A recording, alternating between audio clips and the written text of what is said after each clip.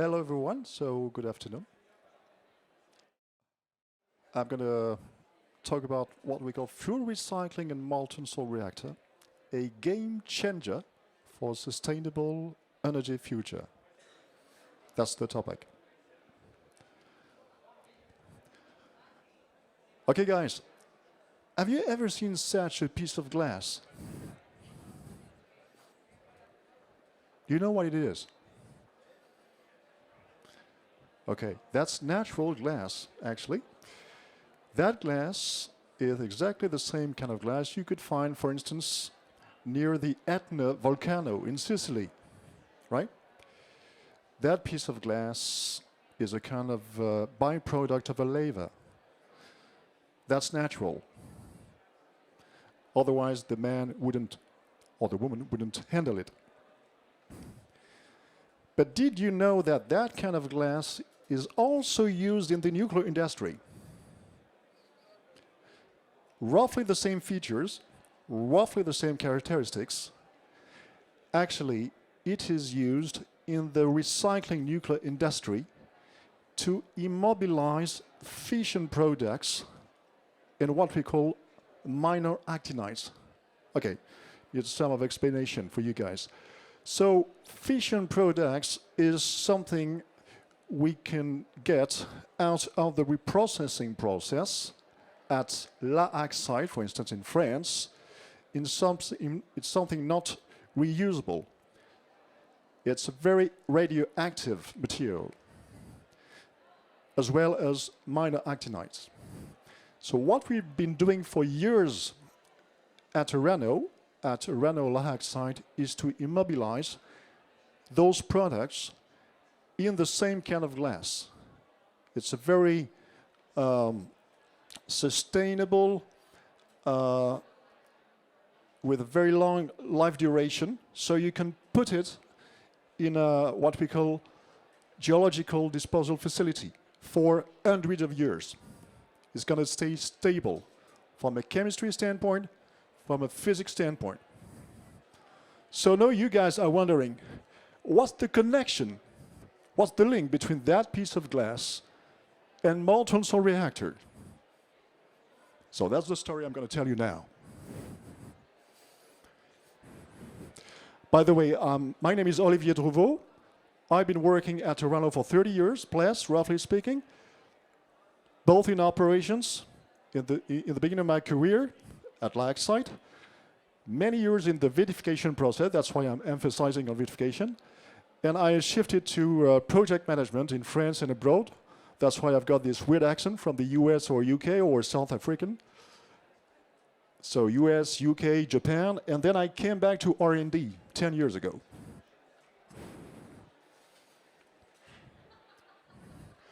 Okay, so now we're going to speak a little bit more about the molten salt reactor. Orano is not a specialist for molten salt reactor, but I'm going to explain later on why we're exploring this path. The molten salt reactor is what we call a generation 4 advanced reactor. Okay? It means that it's not deployed yet, but many people around the world are seriously looking at this because we expect many assets from this technology. So before dive into the principle of a molten salt reactor, the first basic I need to recollect for you guys is about the current nuclear power plants principles. So the current nuclear power plants use what we call chain reaction. Chain reaction, they use fission. In other words, in simple terms, we use radioactive materials such as uranium-235, fissile materials, so that you can split the core of the atoms in two parts, thanks to the neutrons. And then when you do that, you're going to split them in two parts. You're going to release a big amount of energy and several other neutrons. That's the fission principle. So it's been used in the current nuclear power plants for years. That's the generation 3 power plants. The molten salt reactor will still use fission. It's not a fusion reactor. It's fission. The difference between the current nuclear power plants and that baby is the fuel is a salt, is liquid, whereas in the current nuclear power plants you have solid fuels, rods, with uranium oxide, enriched with U-235. That's not the case. Here you have the fuel is liquid. It's a salt, molten salt. And it contains it can contain many kind of nuclear materials, such as uranium, enriched uranium, thorium, plutonium, and even minor actinides. So you begin to understand now why I'm talking about vitrification first. Okay? That baby use any kind of, can use on paper a broad range of nuclear radionuclides, sorry. Apart from that, it's roughly the same principles. In the reactor, you have what we call criticality, and it releases a huge amount of energy. Then through heat exchanger, you recollect that energy in an intermediate circuit, and then you can power up turbines or even produce directly steam. When we say it's a very flexible technology, we just mean that the expectations is to use it for different configurations. Either you can use it in what we call thermal spectrum. It means that the neutron, even though they're fast, they're not that fast, and they're not that energy. And you can use it in fast spectrum with a much more neutron energy, very fast velocity of neutrons. You can also, as I've just said, use it for different kind of fuel, and that's the flexibility.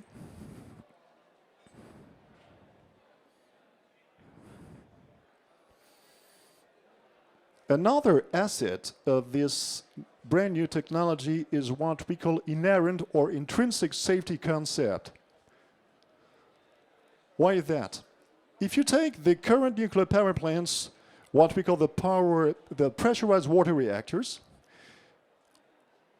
you need to use what we call a moderator, which is pressurized water, and the water is both the moderator and the coolant.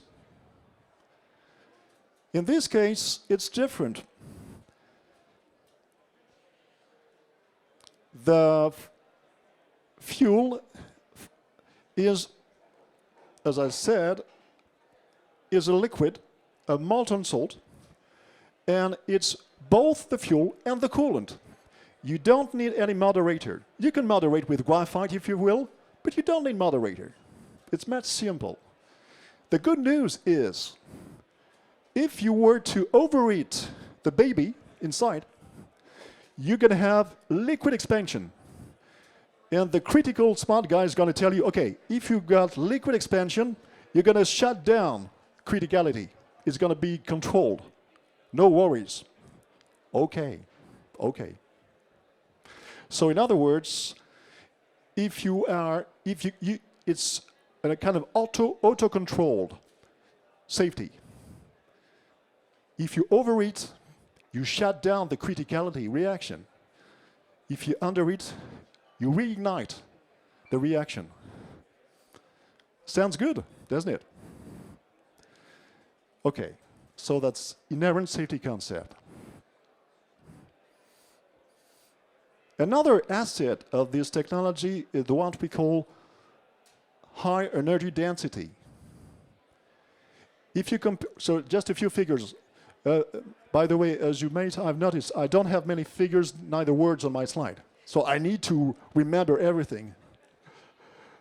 So energy density, what does it mean?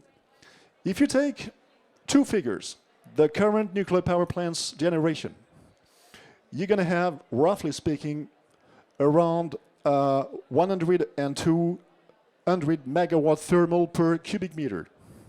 Okay, 100 to 2000 to 200.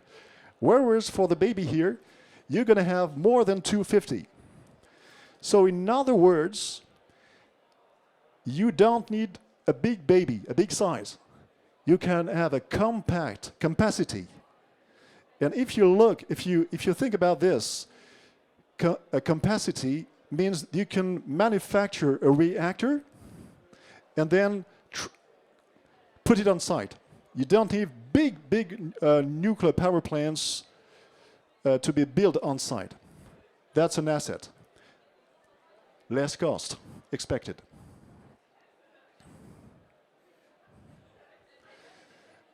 Another asset is about what we call high operations responsiveness. So just to understand that point is to come back to the neutronics kind of basics. I'm just trying to explain. I'm not a neutronian, by the way. I'm just trying to explain.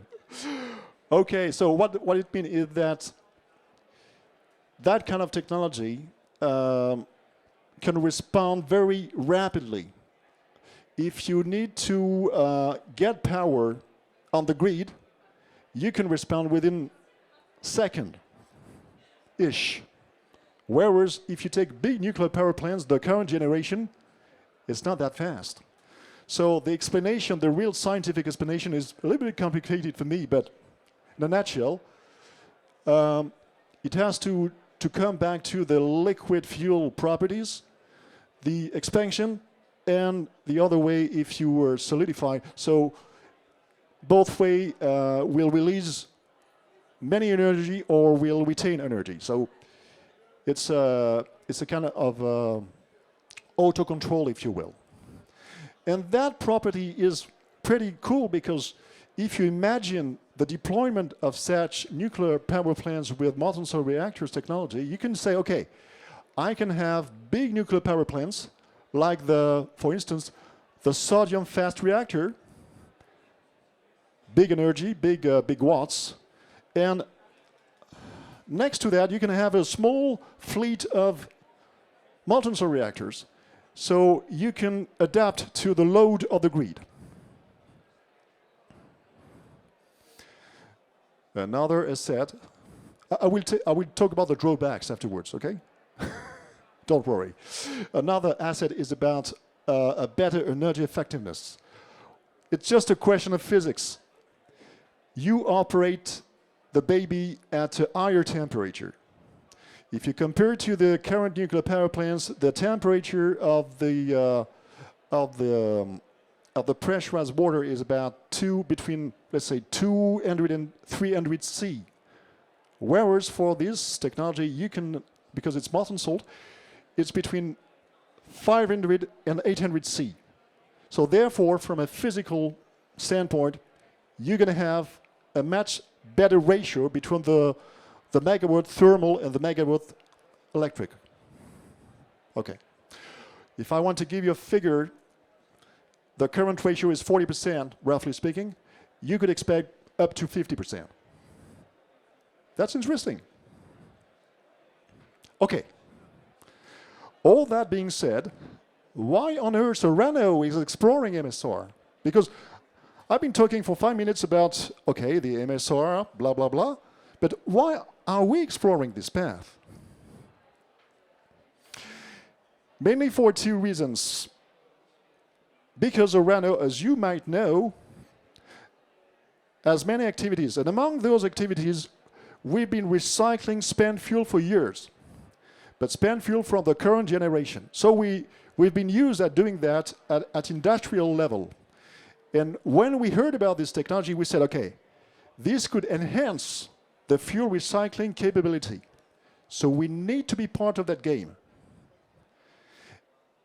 On top of that, relating to the wide spectrum capability and the ability to use plutonium, thorium, minor actinides, we say, okay, we could burn some waste in it, such as minor actinides.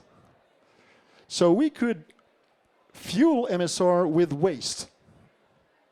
That's why we're exploring that path. Okay, so just bear in mind what's the current situation as far as the final waste disposition. The rationale is, okay, as far as the final waste disposition, we're going to store final waste, meaning the waste with the fission products and monoactinides, in a glass, the one I show you a few minutes before, and we are going to store that in what's called a GDF, geological disposal facility. So hundreds of yards under the Earth's surface. So you can see those two guys walking around in Cigéo. It's in France. Okay, it's a prototype, but it's a big baby. A big facility, underground. So the rationale is to say, okay, final waste without long-lived radioactive material, that's good, because it means much less radiotoxicity in GDF. Just to give you a figure, or two figures. Well, currently, if you want to decay fission products and monoactinides in this kind of facility, it requires at least 10,000 years. 10,000 years. Okay? If you get rid of those monoactinides, so, by the way, they've got names. Americium, neptunium, and the cousin called curium. German cousin. So if you get rid of those guys, you're gonna go down to 300 years. 300 years versus 10,000 years. That's the benefit we're expecting. So there's no figures on my slide, but you can check it out.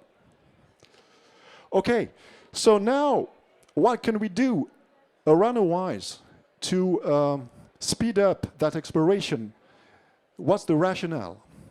So what's going on in the world now is we've got many startups and developers studying the MSR reactors. Our job is to accompany those guys and to provide them with fuel. That's the thing we're going to do. We could do that because, guess what? We've been reprocessing spent fuel with chemical processes at LAG for several decades. So we are chemists, specialists, if you will, at industrial scale. Sounds good. So what we're going to do is what we are already doing is we're implementing R&D programs to synthesize and purify salt out of plutonium, so PuCl3, for instance.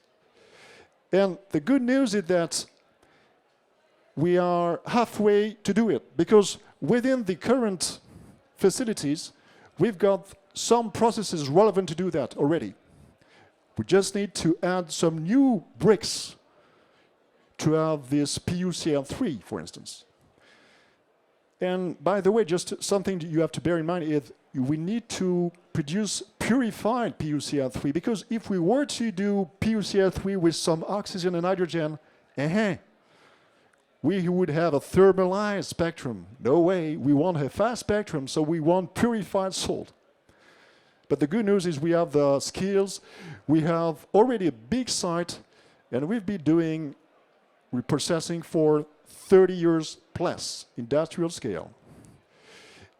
And another good news is that within Orano, we've got another BU called nuclear NPS, so standing for nuclear. Thank you. I've got some good fellows from Orano around. Nuclear packages and services. In other words, the guys that are designing casks and operating casks. So we've got the competency, the skills to have the proper cask to transport that salt to the first prototype of molten salt reactor. So that's why we're really interested in this endeavor, because we have the skills, we have industrial skills, we have lessons learned, and we have the will, the willingness to accompany and to keep doing R&D as we speak, to go down that path. Okay, and the final slide is about just to re-say something I've just said earlier, is that currently many MSR developers are around. There's an ecosystem. Our goal is to partner with some of them,